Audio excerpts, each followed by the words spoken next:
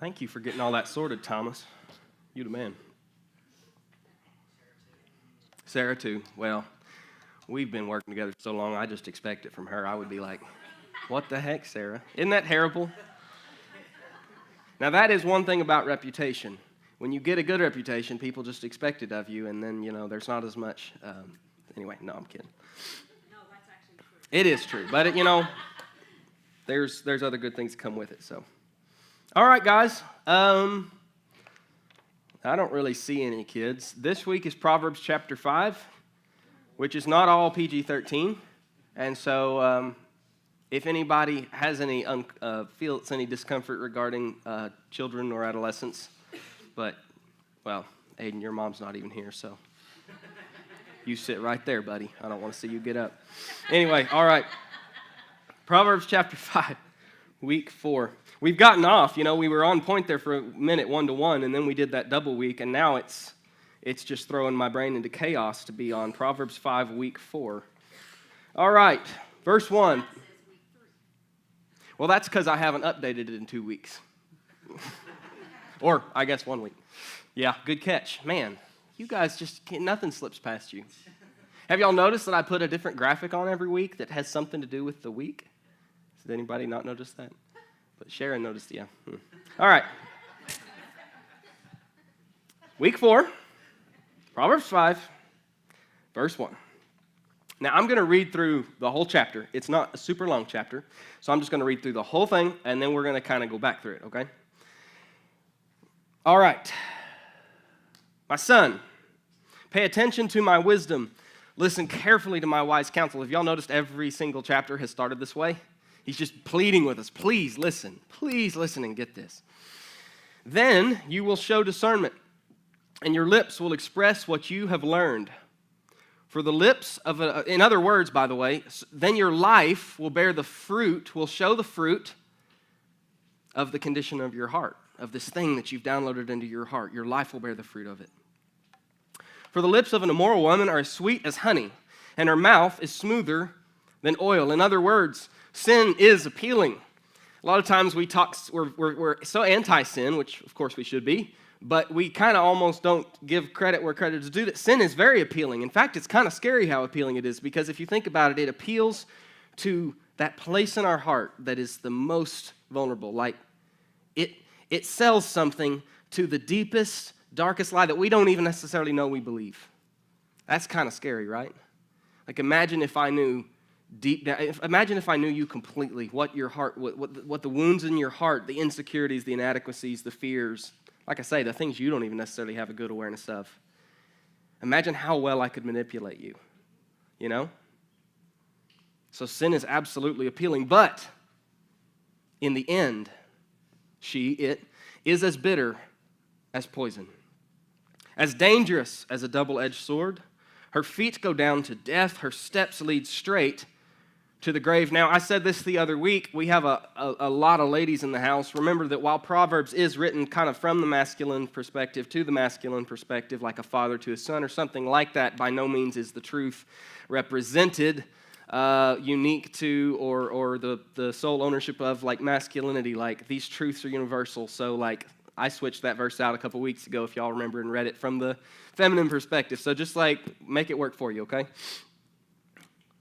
For she cares, let's see, I've lost my place. Yeah, here we go. For she cares nothing about the path to life. She staggers down a crooked trail and doesn't realize it.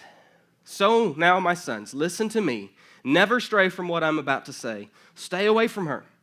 Don't go near the door of her house. Remember last week or the week before, don't even think about it. Don't even harbor that thought in your mind. If you do, you will lose your honor, and you will lose to merciless people all you have achieved. Strangers will consume your wealth, and someone else will enjoy the fruit of your labor. Anybody in here in that situation this morning? Having walked a path that landed you in a place where you find yourself at the mercy of a merciless system. You know what I mean? Where you find yourself in a situation where you no longer have a say. That's where the path of sin leads us. And as I said a couple weeks ago, there's got to be some ownership there. And I see us struggle a lot. I struggle a lot. We all do with pointing the finger and the blame because something is unjust. And it absolutely is, but we put ourselves there, right? And that's what this verse is, this is trying to teach us is, hey, truth isn't going to bend for you. When you align yourself with it, it will protect you and guide you. But when you don't, you've just got to take some radical ownership of that and face the truth that, yeah, it isn't fair. And the system isn't going to cater to you and treat you right and all those different things, whatever that may be for you guys. But we got to own the fact of why we're there, right? Sorry, I'm getting distracted. In the end, you will groan in anguish when disease consumes your body, your life. You will say, and I've lost my place here. See, I've got a little thing there that tells me I need to skip, but apparently I don't. So I don't know. We'll just read. You will say, how I hated discipline. If only I had not ignored the warnings. Why didn't I listen to my teachers? Why didn't I pay attention to my instructors?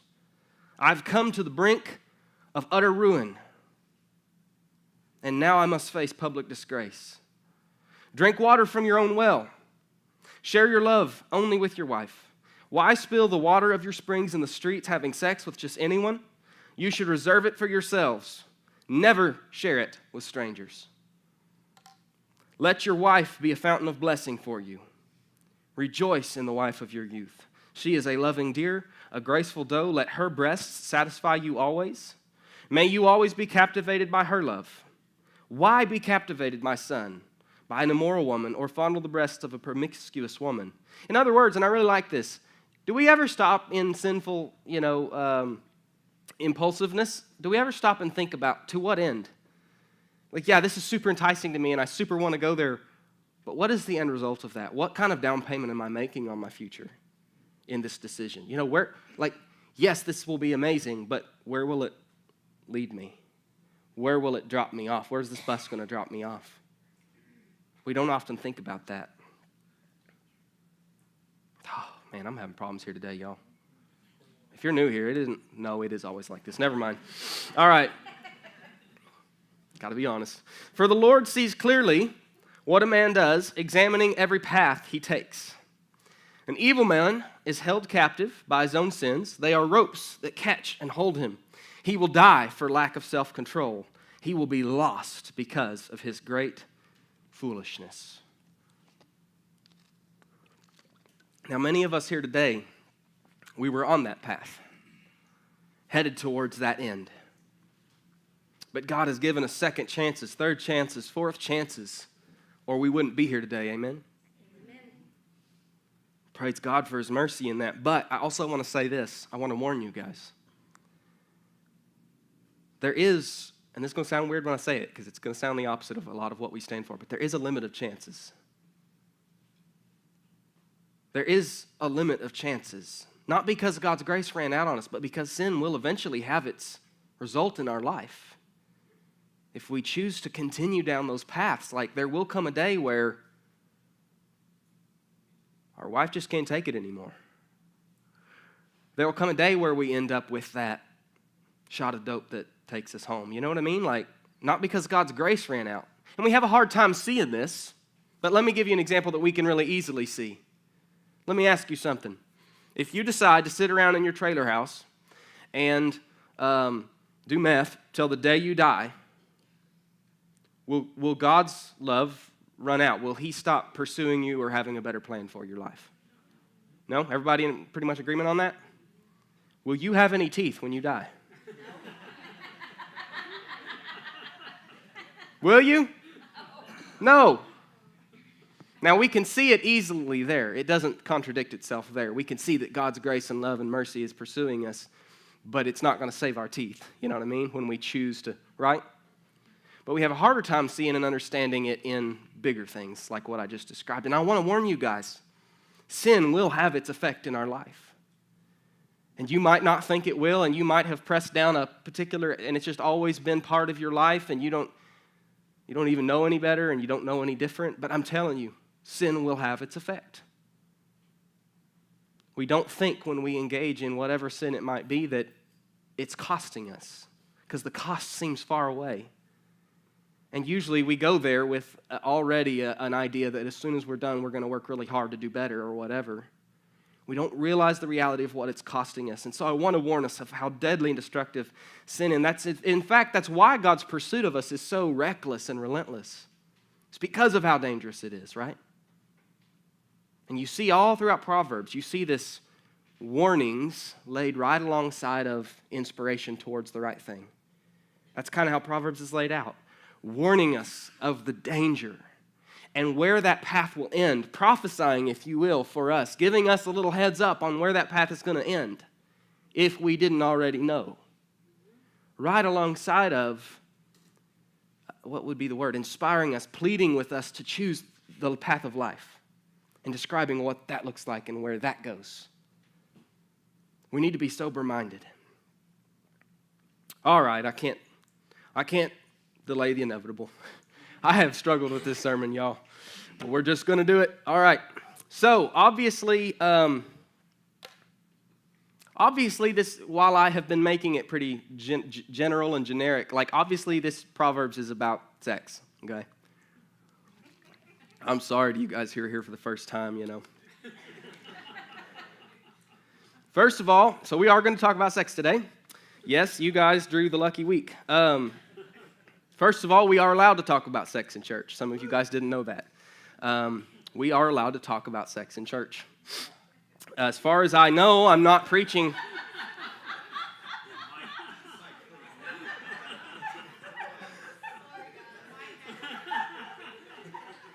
Let's see, Sandy, I'm going to find you something you can whack him with. As far as I know, I'm not preaching to a room full of eunuchs. I'm pretty sure we can all be big people here, adults. I'm pretty sure I'm pretty safe in guessing that pretty much all of you have probably had sex before and most likely intend to have it again at some point in your life. So we can all just be human adults here, right? And just talk about something that is very much part of who we are, okay?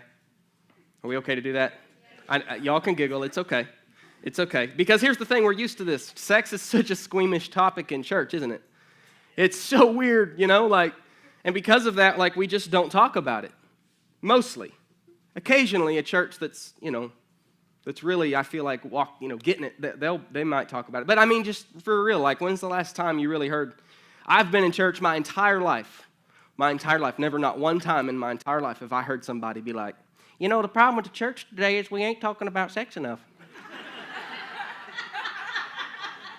I have never heard that, and I don't expect I ever will. We're just super squeamish about it. And here's the thing that happens there is the only time we do talk about it, it's kind of from a negative stance of what we're against, right? What we're against, the culture, the immorality of the culture, the low standards of the culture. Sorry, guys, I just got to keep wiping my hair out of my face. It just keeps falling in. And here's the problem with that is we end up with a reputation of just kind of being against. Like, basically, as long as we're not doing something we ain't supposed to be doing, then we don't really care. It's like, just let's not talk about it. Let's not deal with it, right? And so we end up with a reputation where it's like we're kind of against, or we're for it as long as it's not too sexy. You know what I mean? Like, right? So, like, let me ask you, when was the last time you guys heard somebody in church talk about how awesome sex is? Ever? You know? When true intimacy is one of the greatest gifts God has given us. It really is. We all get this.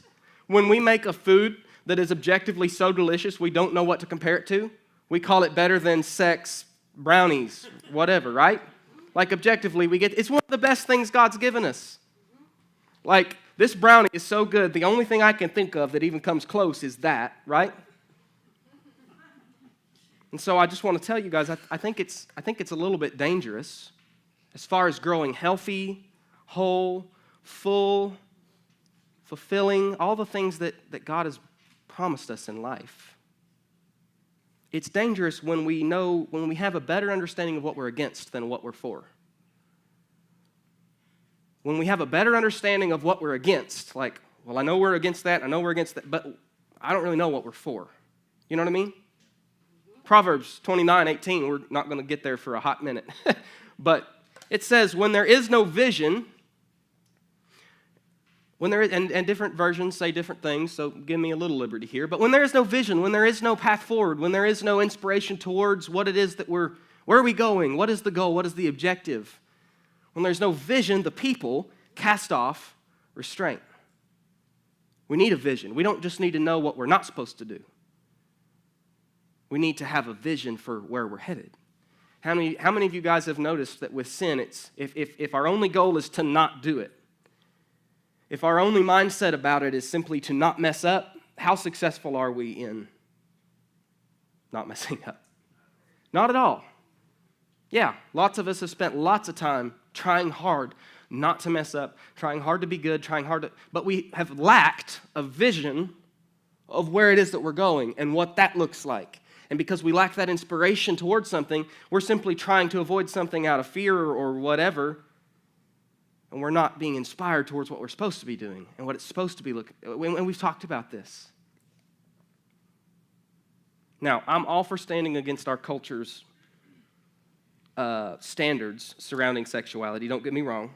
But I think that in the church, we should be just as committed to empowering Christians with a vision of something that's worth fighting for. Right? Instead of just being against something. What are we for? And we're not doing that enough. And I think this chapter of Proverbs, this is why I'm saying all this. I think this chapter of Proverbs does both. And so we're gonna do both today. Let me get into the first element, the warning side. Remember me talking about the two different sides? You'll always see Proverbs put the problem and where we don't want to go right next to where we do want to go. Let's look at the warning side first. We're all pretty familiar with this side of things. Starting in verse 7 there is where I'm going to pick up. It says, "So now, my sons, listen to me. Never stray from what I'm about to say. Stay away from her. Don't go near the door of her house. If you do, you will lose your honor and will lose to merciless people all you have achieved. Strangers will consume your wealth. Someone else will enjoy the fruit of your labor. In the end, you will groan in anguish when disease consumes your body. You will say, 'How I hated discipline. If only I had not ignored all the warnings. Why didn't I listen to my teachers? Why didn't I pay attention to my instructors?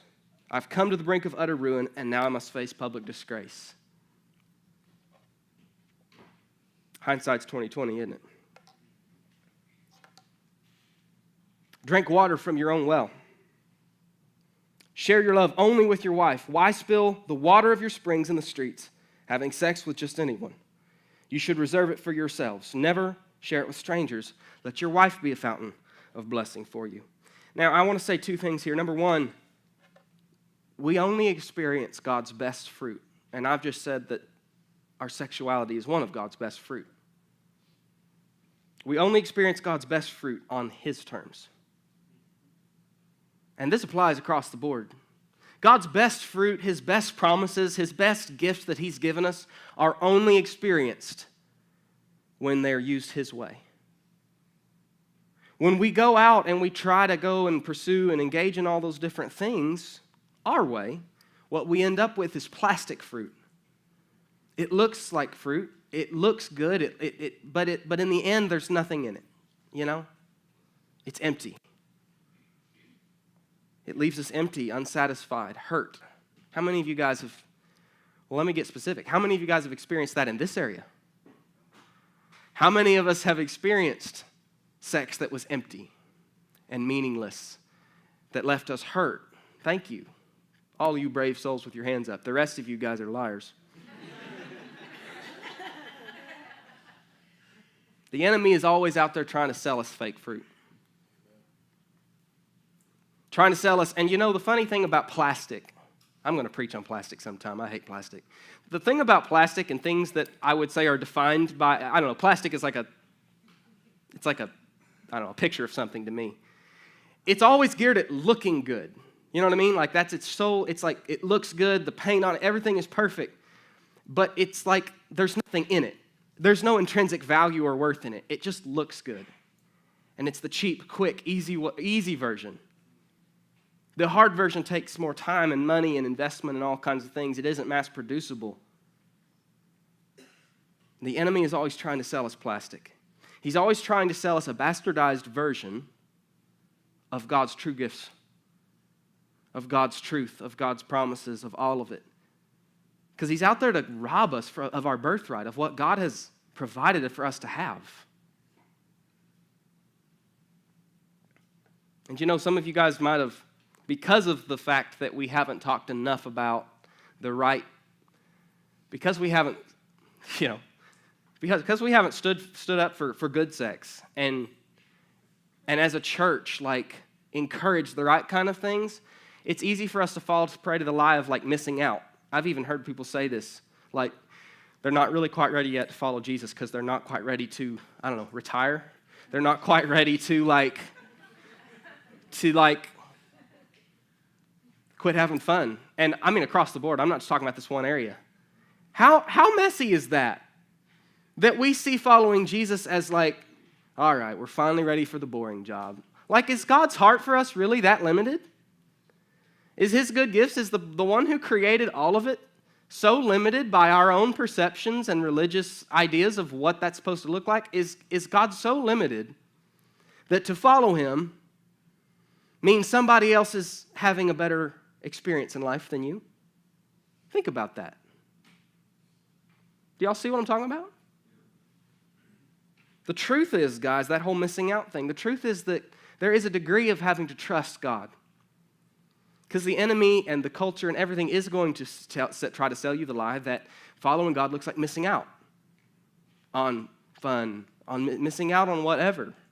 Some of us have come to the end of that path that was just described when we're groaning in anguish, and we know the lie there. We've been to the end of that lie and back.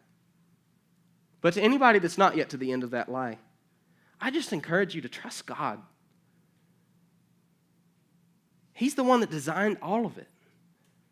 Don't tell me he's not able to orchestrate your fullness, your satisfaction. He's the one that built the capacity in you for it. Trusting God will never lead us to a place where we're missing out. We'll never find ourselves missing out on life.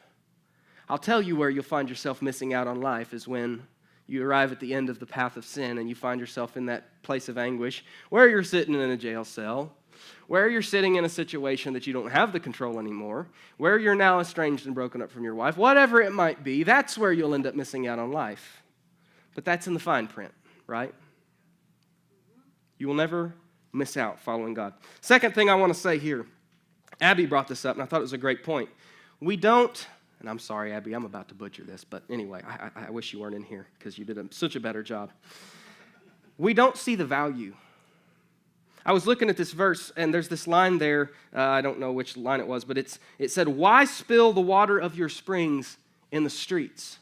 And as I thought about that, it occurred to me that, water would have been an incredibly valuable commodity at this time. Like, I want you guys to imagine if we're sitting here this morning, and there aren't any taps, there aren't any toilets, there aren't any showers, there's nothing here. If you want to wash your hands, if you want to clean up a mess, wash some dishes, if you want to take a drink of water, if you want to boil some tea, you're going to have to get you a bucket, and you're going to have to walk down Rogers Street, down there to the Spadder Trailhead, and you're going to have to walk over that steep, step edge that they have all the way down, and you're going to have to draw a bucket out of the creek, and you're going to have to bring it all the way back up here. You would value that bucket of water, wouldn't you? I mean, you wouldn't be letting anybody close to that bucket of water. Like, that's my water. You know what I mean? We have a hard time picturing that. So I love what he's saying here. Why would you hold so little value for something that is so valuable? To just pour it out in the streets like that. And there's kind of two sides to this. Number one, your sexuality is of great worth. It is extremely valuable.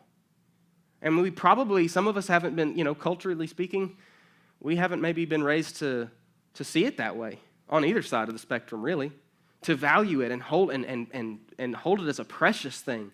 Secondly, you are of great worth. And a lot of times, because we see ourselves as of such little worth, we don't have value and respect for ourselves and what God's given us, and because of that, we don't protect it, and we don't honor it, and we also don't see a great future for it. And so we have pretty low standards. And here's another thing we end up seeing because of how religion often approaches it, we end up seeing our sexuality as an area in which the best we can do, how many of you guys know what I'm talking about here? The best we can do there is not screw up. You know what I'm saying? Like, the best potential that we have in that area pretty much is just to not screw up and make God mad and end up in that we're not fit for the kingdom of heaven situation, right? That's the best. Like, there's no vision there. There's no hope and promise and like, hey, this is a valuable thing that's really important to me, and I'm really excited about what my future in this looks like. Like, we haven't been taught to think like that at all, right? And so because we don't value it all, it doesn't mean anything to us. We just pour it out like we would a bucket of water because we have taps everywhere, right? Because we lack vision, we throw off restraint. We miss out on so much. We miss out on so much. You know, most of you guys know because I've shared it, but you know, like I spent like 15 years in porn addiction growing up. I mean, it totally defined just the shame of it, the struggle, growing up in church with it, the secrecy. Like, it just like totally defined like some of the best years of my life. Like, and some of you guys may be like, you know, that's. But no, listen, don't belittle it or minimize it. It has robbed so much from me.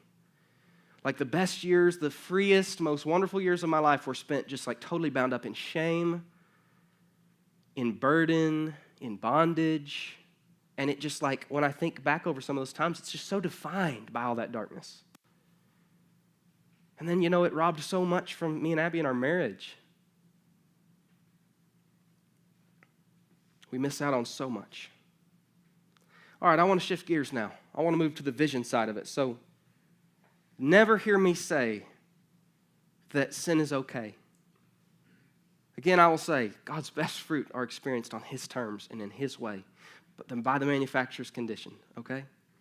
Now let's flip over to the other side, though, the vision, the go in this way. I want to show you the second part of Proverbs. Before I go there, though,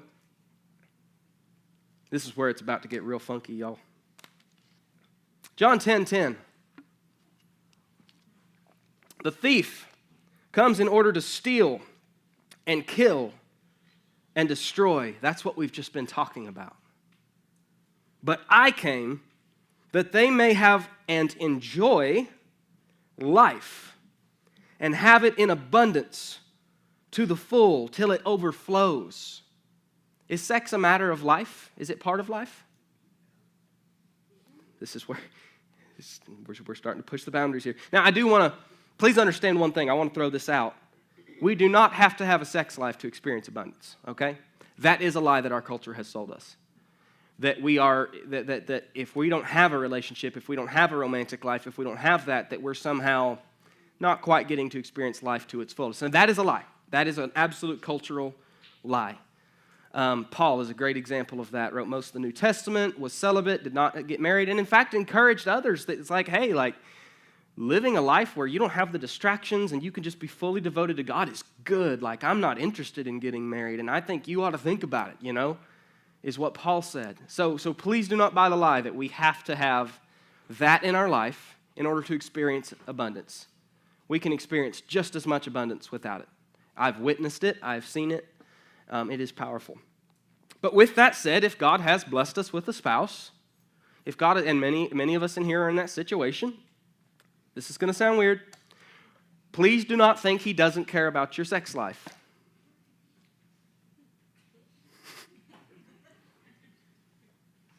Let me show you. Verse 18 says, "Let your wife be a fountain of blessing for you. Rejoice in the wife of your youth. She is a loving deer, a graceful doe. Let her breasts satisfy you always. May you always be captivated by her love." One of the versions says, intoxicated by her love. You can't read that and tell me that, like, God's good as long as we're not doing anything bad. He cares about the matters of life. He cares about our sex life. And you know what? Like, I don't think we ever stop to consider, like, if Jesus is happy with that area of our life. Like, we feel like we've checked the box and Jesus is happy with it just so long as we're not sinning. Have you ever stopped to think, like, is Jesus, like, pleased with, like, the level of intimacy we're engaging in? We're not taught to think like that. But, I mean, looking at all this, I think He totally is. Can y'all see this? And here's what I'm saying. I think I'm not meaning to just preach about nothing here, but I think this is actually really important because, again, we need a vision of what we're working towards. I feel like we struggle in the church with almost universal bondage in the area and low standards in the area of sexuality because we're only taught what not to do. We need to have a vision for like the good that God has for us. Imagine Jesus saying this. You probably can't. Imagine Jesus being like, well, y'all go to church every Sunday, and that's great, and you guys are, you tithe, and that's great, and so I love what you guys have going on, but man, y'all's intimacy is terrible. We've got to work on that. Can we imagine Jesus saying that? No, we can't. But I don't think it's because he doesn't feel that way. I think it's because we've been taught a certain way of seeing him, a certain way of defining God, and it's not so terribly personal and real. Let me ask you guys a question. If marriage between a husband and a wife is a picture of the relationship between Christ and the church, is it? Does the Bible say that the union between a husband and a wife is a picture of the covenant between Christ and his church? Yep, okay, he does. So if that is the case and your marriage doesn't have the foundation, I'm going to come back to that word, that supports healthy and fulfilling intimacy, do you think he's pleased with it? No, I don't think so. I think he has better for us. Do y'all get what I'm saying here? I just want us to start thinking differently about this, giving ourselves license to think differently about this. And just so y'all know, this is not bothering me at all. I am completely happy to make you guys just completely uncomfortable. It just does not bother me in the least. So, okay, I said that word foundation. This is where it gets important. And I am largely speaking to our married couples here. Foundation.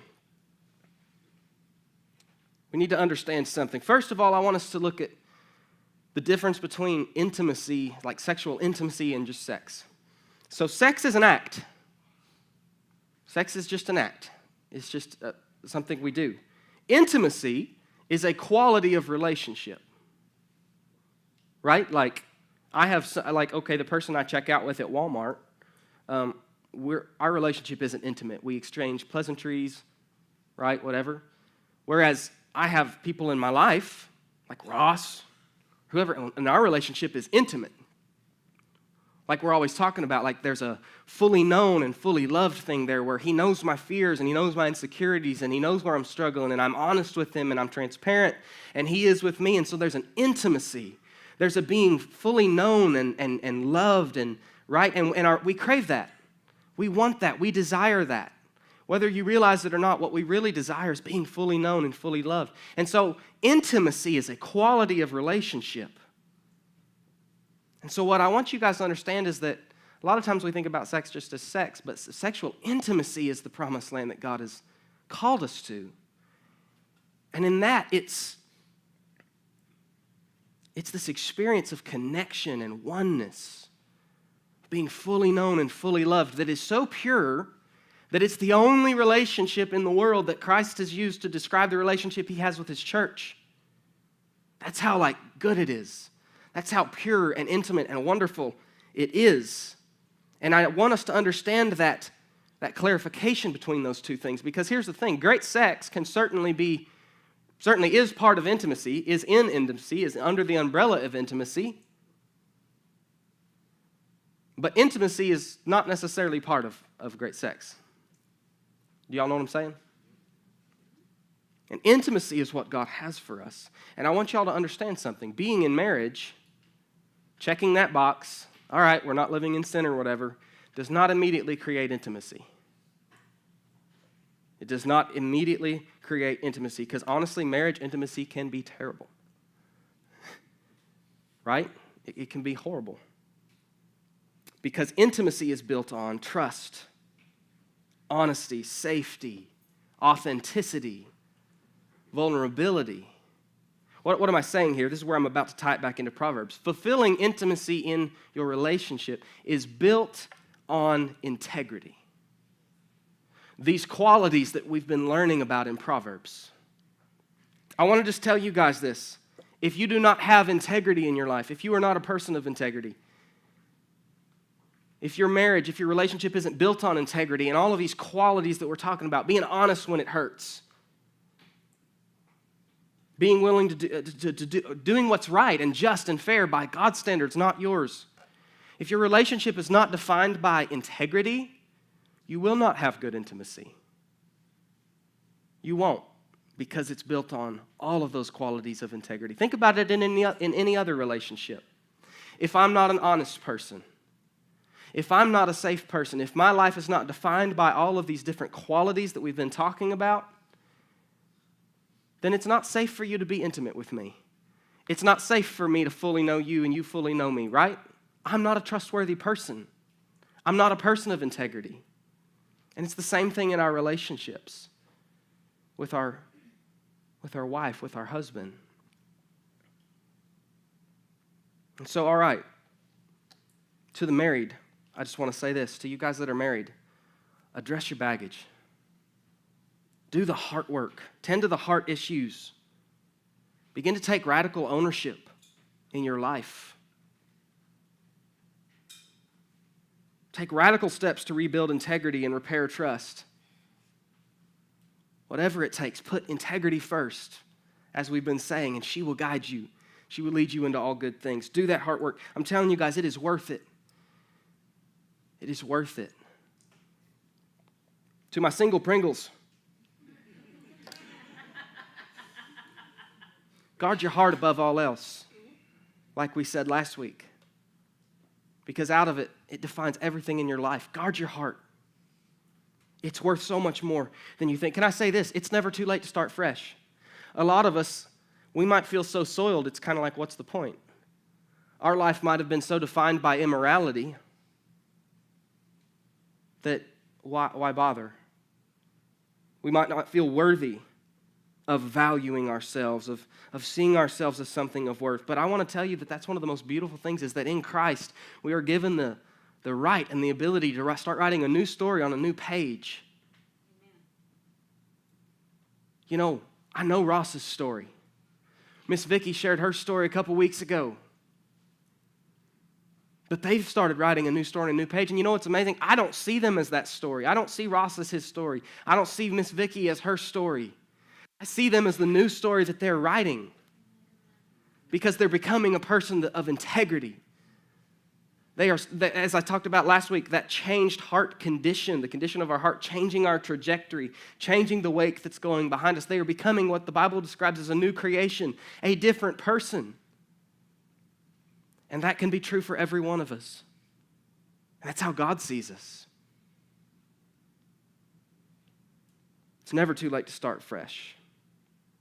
And then I want you to know that, and I've done a poor job with this, I feel like, but I want you to know that Jesus cares about this area of your life, and he has great plans for it. Your sexuality. Jesus has great plans for it. If you put him first, if you'll trust him with it, you're not going to miss out on anything. Because whatever he leads you to, and whatever he prepares you for, and can I just say this? Sometimes God has to purify our desires before they're blessable. Sometimes the desires that we have that we want to be fulfilled aren't something he's interested in fulfilling, not because we're so bad, but because that's incomplete. That's not the full picture. I've got to grow within you the ability to even appreciate the good stuff. You know what I'm saying? So I challenge you guys to trust God with this area of your life. And then to the young, man, I don't know. It seems like part of the Christian experience is just going astray a little bit, the prodigal son, getting in the mud, and then gaining the perspective to run back, you know? That just seems to be a part of it. So I don't know if I know it didn't work for me, but if I could just encourage you guys, it is worth putting God first in this area of your life. If I could do one thing, I would go back and correct those areas of my life that I did not put God first in this particular area.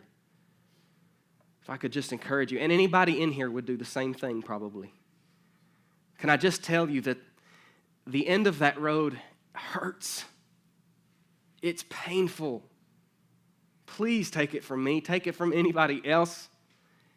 It hurts.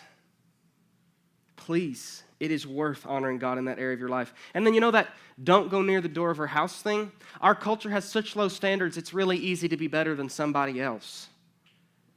You know what I mean? Oh, I just look at a picture, or, oh, I don't do like them, or whatever. And that doesn't really get you anything because you're running your own race. So don't set your standards based off of somebody else or our culture or feel like, oh, well, don't minimize it. Don't even go near the door of her house because, guys, I'm just going to tell you, as I say, we're running our own race and it's our sin that brings about death in our life. The fact that your sin isn't as bad or as far or as whatever as somebody else's doesn't do you any good because it's your sin that costs you.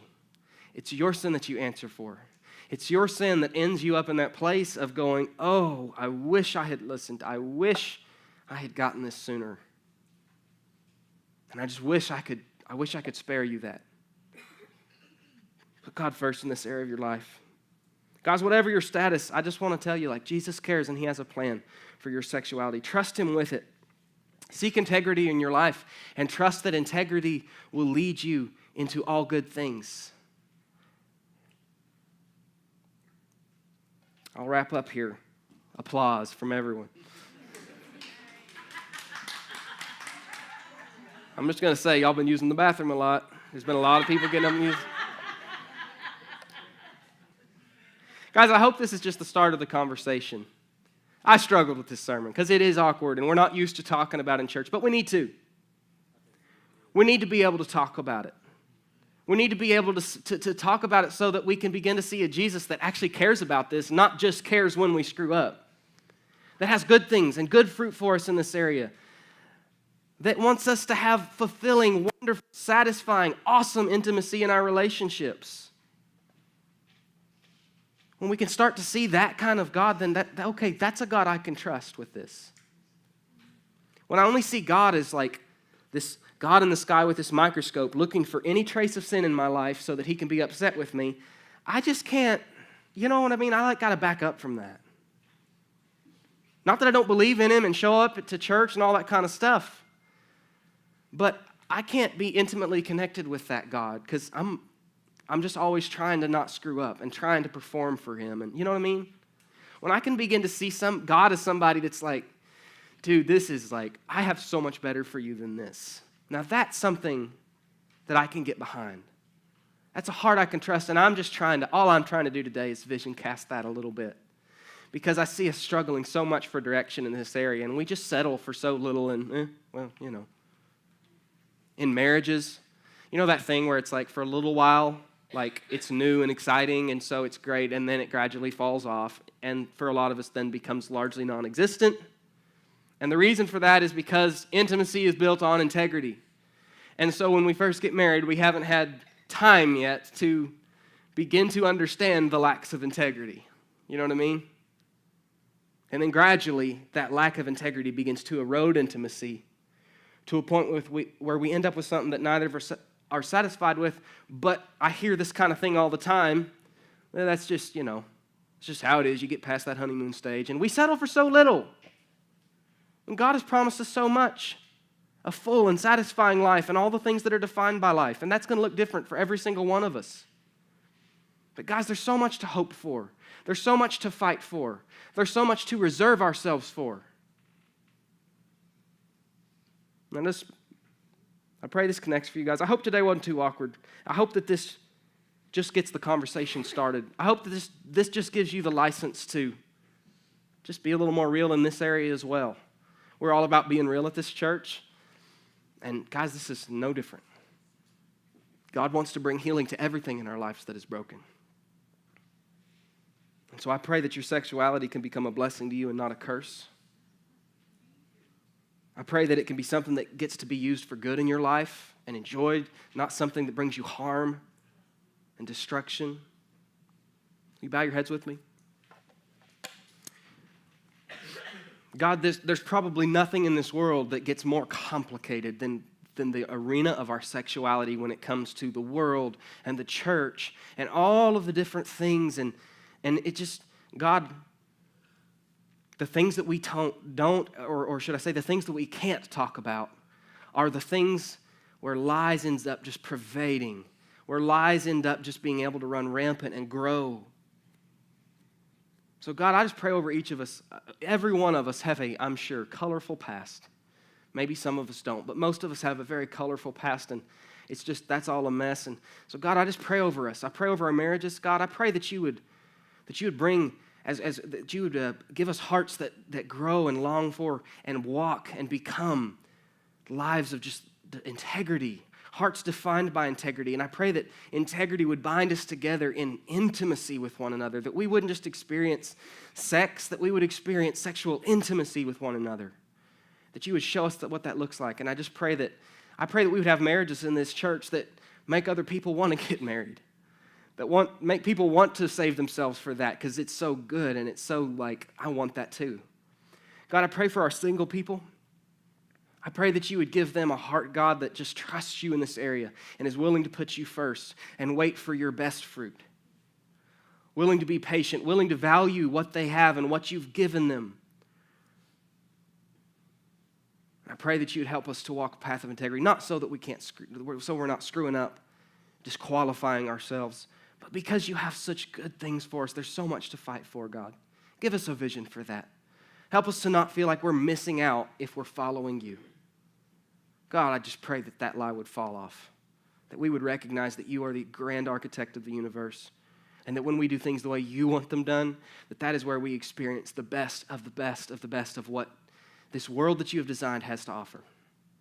And God, I pray for our youth, and I just pray, God, that you would just meet them where they're at as they're navigating their way through those tough adolescent years, God, and all of the confusion. And I just pray that they would be able to put you first in this area as well. I pray that you'd help them to avoid those pitfalls that so many of us fell into. Avoid some of that pain and heartache and hurt and loss and missed opportunities and wasted time. God, I just pray that you would, and I don't even know how, God, we're just starting this, but I just pray that you would help us to become a church and a place and a people that do sex the way you had it designed, like to its fullest, God, that we would be a place that gets this right, that stands for that doesn't just stand against things, but God, that stands for something in this culture, God, that we would be able to be beacons of light in this area where there is so little light. I thank you and I praise you, God, and I just pray that you would just grow us and keep moving us forward in Jesus' name. Amen. All right. Oh, Mike.